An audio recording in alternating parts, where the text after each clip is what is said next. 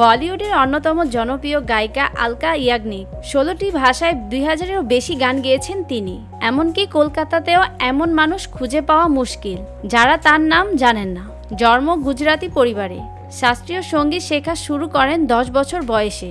চলে যান মুম্বাইয়ে।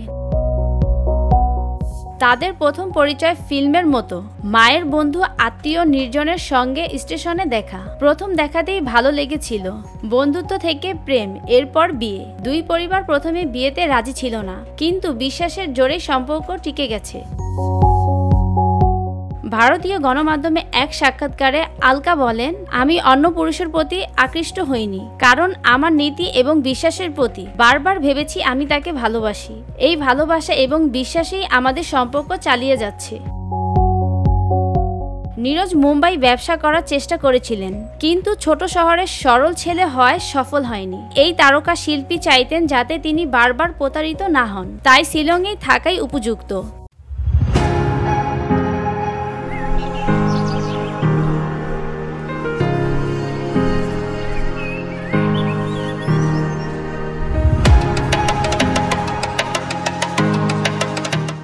পাঁচ বছর সেপারেট থাকলেও কথার মাধ্যমে সমস্যার সমাধান করেছেন।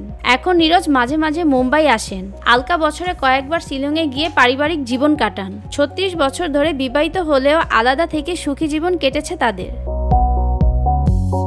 VOD Bangla news desk.